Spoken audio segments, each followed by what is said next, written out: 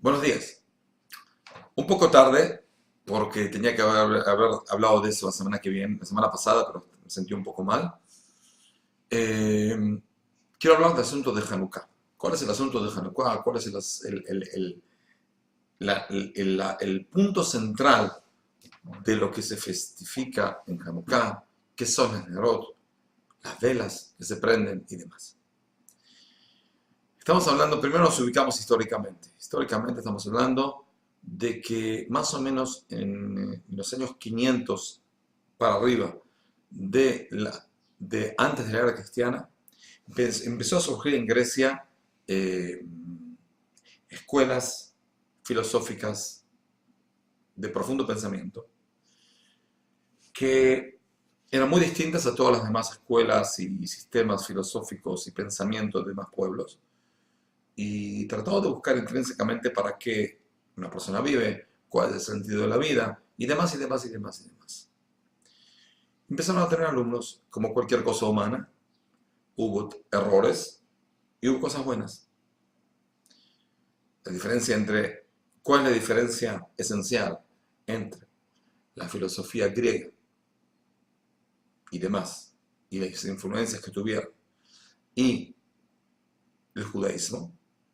Que el judaísmo está basado en profecía, que es divina y 100% certera. Sin embargo, la filosofía griega está basada en pensamiento humano. Es un muy buen mérito pensar y llegaron a cúspides muy importantes de pensamiento. En ciertos puntos, tuvieron puntos que tocaron de cierta manera la filosofía judía y el pensamiento verdadero divino, como fue entregado en la Torá. Pero con todo y eso, por el solo hecho de ser humano, cualquier cosa humana tiene sus cosas buenas y sus cosas malas. Por eso no es exacto y no es totalmente verdadero.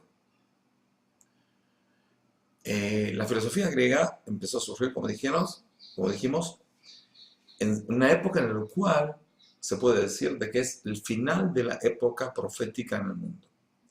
Es decir, la profecía fue dada para gente particulares antes de la elección del pueblo de Israel. Después de la elección del pueblo de Israel, el pueblo de Israel recibió en el monte de Sinai una posibilidad potencial de profecía y profetizó.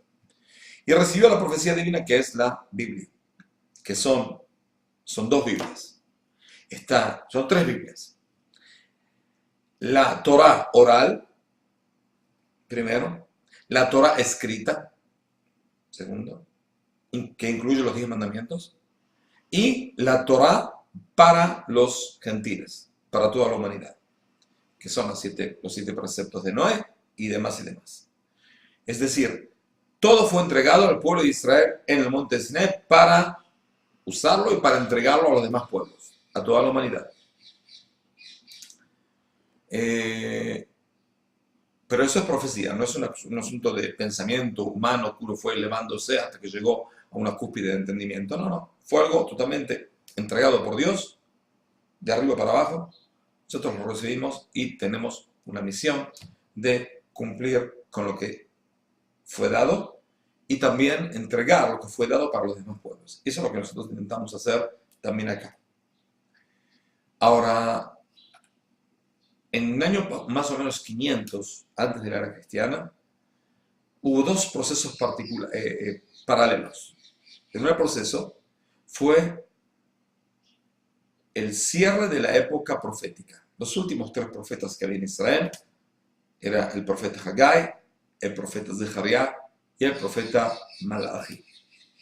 Esos últimos tres profetas profetizaron en los primeros años de la construcción del segundo templo.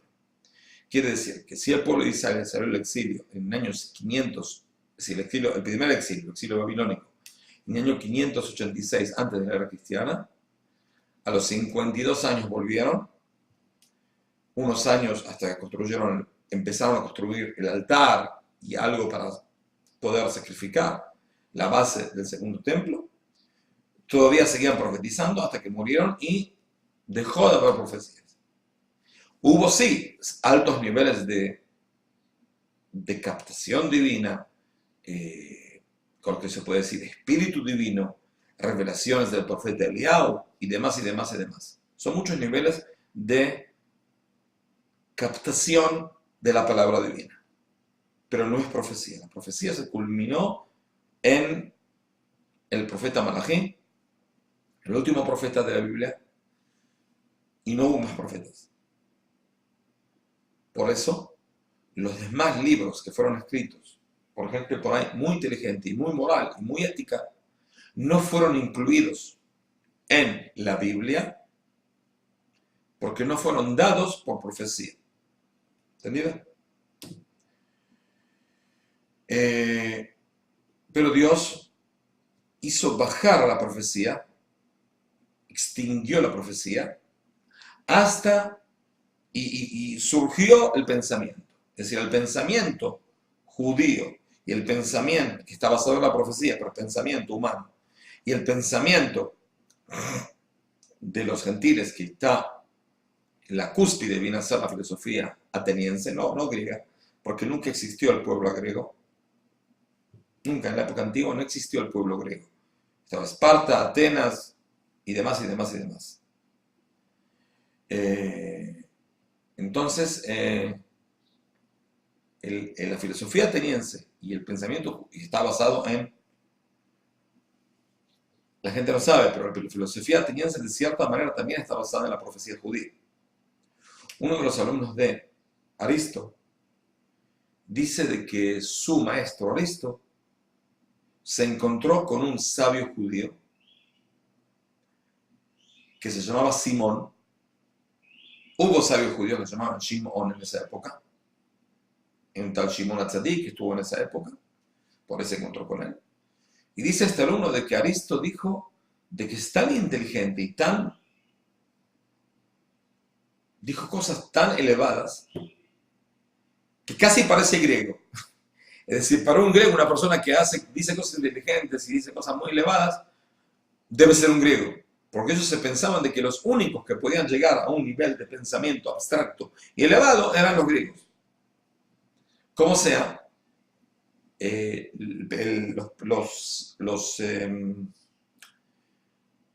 tuvo también una influencia a la filosofía de Aristo, y después a Platón y Sócrates y demás y demás y demás, las grandes escuelas de filosofía de esa época. Pero como dijimos, la diferencia total entre la profecía y la filosofía es en qué está basada. La profecía está basada en una revelación divina y la filosofía está basada en un pensamiento humano. Muy importante, muy valeroso, muy válido, muy impresionante y demás, con todo eso es humano, con las limitaciones humanas. ¿Entendido? Ahora, todavía me siento mal. Cuando en el año 333, Alejandro Magno, que no era griego, era macedonio, es decir, siempre se considera Magno y era macedonio, hasta el día de hoy se pelearon los griegos con los macedonios por si se puede llamar República Macedónica Macedónica.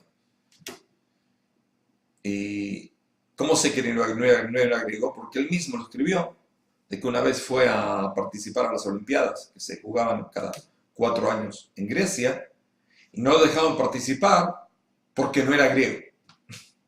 Él lo consideraban macedonio. Todo él se vengó de ellos, conquistó toda Grecia y salió a conquistar el reino persa, y llegó hasta India. Es decir, derrumbó el imperio persa, conquistó Egipto, conquistó todo el sur del Medio Oriente, conquistó hasta que se pudo conquistar, llegó hasta el río Indus. Y murió o lo mataron. Hay quien dice así, hay quien dice así. Como sea, a la muerte de Alejandro, al no tener hijos que puedan ser aptos para reinar, se dividió todo el inmenso, increíble imperio, gigantesco imperio, que fue conquistado en 2 años. 2 años y medio conquistó todo, desde Grecia hasta India. Desde el sur de Rusia hasta Egipto. Toda esa zona abismal que conquistó fue dividida en los comandantes de él. Uno de los comandantes era Talmai, Ptolomeos, que él llevó al reino más rico de Alejandro, que es Egipto. Egipto y la tierra de Israel. ¿Por qué? Porque era uno de los reinos más ricos, porque el hombre empezó a cultivar trigo y cebada de manera comercial, especialmente en Egipto. Si él empezó a cultivarse el trigo de manera que no crezca como sea, sino plantada en círculos y demás, en un círculo de plantación, cosecha y demás, en el norte de Israel. Pero los que tuvieron la oportunidad de cosechar la mayoría del trigo del mundo era Egipto, hasta la época romana. Egipto daba la mayor parte del trigo del mundo antiguo. Entonces era muy rico.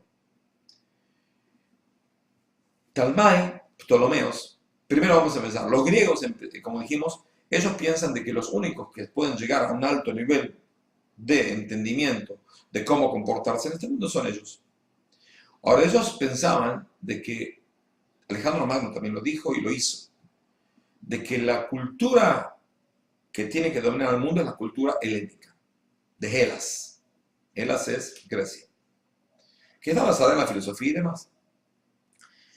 Y él pensó de que vendría muy bien, de que todo el mundo sea, no nada más él lo dijo, todos los filósofos griegos más o menos dijeron lo mismo, de que la cúspide vendría a ser de que todos los pueblos acepten la cultura helénica como su cultura, y entonces va a haber una especie de distintos tipos de enfoques.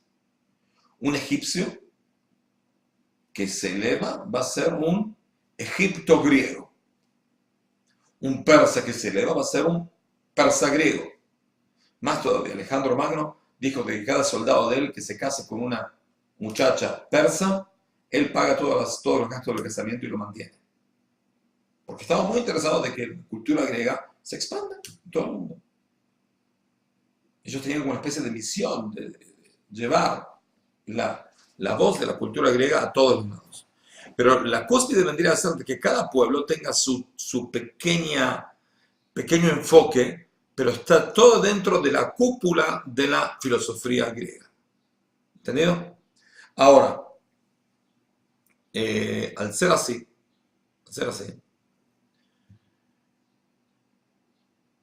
Ptolomeos, el cuarto, la primera, segunda, la cuarta generación de Ptolomeos, él decidió hacer una especie de proyecto mundial, que es hacer la más grande biblioteca del mundo. Y tener en esa biblioteca todos los manuscritos de todas las ciencias de todo el mundo antiguo. Llegó a tener centenas de miles de manuscritos, de libros y demás, de muchas naciones. Él también pagaba a científicos para que hagan cosas, para que descubran, para que piensen, para que preparen cosas. Una especie de no universidad, sino el centro mundial de pensamiento en sus diferentes ramas. Tanto si ingeniería, arquitectura, filosofía, técnica y demás y demás. Él decidió, un día, tuvo una grandísima idea. Él sabe de que los judíos, que es un pueblo que vive no tan lejos de él, está bajo su tutela, de cierta manera. La mayoría de los judíos del mundo vivían en la tierra de Israel, había muchísimos en Babilonia. No, la mayoría vivían en Babilonia, pero había una minoría muy grande en la tierra de Israel. Entonces él decidió de que, bueno, la cultura judía era una cultura conocida, bastante apreciada por los filósofos griegos. Entonces digo, bueno, ¿cuál es el problema con la cultura judía? De que no tenemos lengua en común. Nosotros no podemos leer la Biblia y entender. Si el pueblo de Israel nos tiene que explicar cada versículo de la Biblia. Pero como la Biblia es una cosa muy importante y es una cúspide del pensamiento, no vendría nada mal que traduzcamos a la Biblia al griego. Entonces él puso 70 sabios judíos, cada uno separado del otro en otra pieza, que no puedan salir, es decir, que no puedan charlar entre ellos. Y dijo, ustedes se sientan acá por 1000 años y quiero que traduzcan toda la Biblia al griego. Eso se llama la traducción de los 70, o en latino, Septuaginta. Septuaginta es la traducción de los 70 sabios, que es como que Dios participó de cierta manera en esa traducción. ¿Por qué? Porque todos los sabios tradujeron exactamente las mismas palabras. Cosa que es increíble, porque por lo general 2 personas, por ejemplo, yo sé español y otra persona que también sabe español, si traducimos el mismo de otro idioma al español, estoy seguro de que hay palabras distintas. Porque cada uno puede traducir de cierta manera. Ellos traducieron toda la Biblia en las mismas palabras. Con todo eso, ahora, ¿está mal traducido o no? Para entender eso hay que entender qué es lo que hizo con la Biblia. Al traducir la Biblia, él llevó a la traducción de la Biblia y la puso en la biblioteca de Alejandría en el mismo estante de los escritos de Platón. A Platón. En el mismo estante. Es decir, él dice, bueno, wow, ¿cuál es la cúspide de la filosofía griega? ¿A Platón? Ok, quiero que esté en el mismo estante la Biblia, porque la Biblia es una cúspide también de pensamiento. Es decir, respetó a la Biblia. Dijeron nuestros sabios de que cuando se terminó la traducción, hubo como una especie de oscuridad en el mundo por 3 días. Es decir, como que Dios estaba, el mundo se entristeció, el mundo se apagó, el mundo no tenía luz. ¿Qué es lo que quisieron decir nuestros sabios cuando decían de que el mundo se apagó y todo este asunto? De que, como dijimos, ¿cuál es la intención de Ptolomeos? Poner la Biblia en una biblioteca y que la gente pueda llegar a estudiar. Teóricamente es una muy buena idea, buenísima idea. ¿Cuál es el problema? De que la intención interna de él es obviar al pueblo de Israel. Quiero que explique. La Biblia, como dijimos, fue entregada al pueblo de Israel para que entregue a los demás pueblos. Es decir, tiene que pasar la profecía por el pueblo de Israel. No porque somos mejores que alguien, no somos mejores que nadie, pero así Dios le dio la gana, así Dios planificó el asunto. En el momento en el cual viene un rey griego, inteligente o no inteligente, como sea, él dice, yo traduzco la Biblia, quiere decir de que desde ese día en adelante, yo necesito a los judíos para que me enseñen la profecía. No, yo entiendo eso. Es decir, me obvio de la necesidad de tener al pueblo de Israel como intermediario de la profecía divina. Por eso es la oscuridad. Nosotros no pedimos ser intermediarios. Nos costó con millones de muertos, con mucho sufrimiento durante miles de años. Pero sí es la voluntad divina. En el momento en el cual uno obvia la voluntad divina, no está haciendo la voluntad divina. Por eso y hay que entender. Mientras la profecía existía, el griego dice, bueno, como sea, tengo que igual, aunque tenga la traducción de la Biblia literal al griego, igual tengo que preguntar a los profetas, porque hay profecía. Pero en el momento en el cual no hay profecía, ¿qué quedó? Inteligencia. Entonces viene el griego y dice, bueno, si es inteligencia judía contra la inteligencia griega, ¿quién dice de que son más inteligentes que nosotros? Y de cierta manera tiene razón. Nosotros nunca dijimos de que fuimos más inteligentes que nadie. No, los griegos en serio se desarrollaron mucho más altos que nosotros, por ahí. No tengo ningún problema, no me hace mal decirlo eso. El problema está de que está obviando la posibilidad de recibir la revelación divina. Por eso es la oscuridad. Y eso es esencialmente lo que festejamos en Hanukkah. Por eso en el texto de los rezos de Hanukkah dice de que vinieron los griegos y nos hicieron olvidar de la Torah. ¿Qué significa nos hicieron olvidar de la Torah? No, nos olvidaron de la Torah, es decir, nos saltearon al pueblo de Israel de la Torah pasó a ser de ellos como de nosotros y dijeron, bueno, Usted tuvo una gran misión, pero esa misión, al terminar la profecía, hace como 200 años antes, esa misión se terminó. Ahora, ¿quién es el que tiene la misión? Nosotros. Entonces, ese es el problema esencial y la lucha esencial entre la filosofía griega y el judaísmo. Se puede convivir, se puede recibir de la filosofía cosas, puede haber un intercambio, pero revelación es únicamente divina, exactitud es únicamente divina. La misión de cambiar al mundo es únicamente divina, a través de nosotros. No porque lo queremos, porque así quiso Él. ¿Tiene algún problema? Le pueden mandar un mail y que le explique. Yo no sé por qué. Pero como sea, ese es el asunto. Entender de que nosotros estamos obligados a darnos nuestra Torah a ustedes.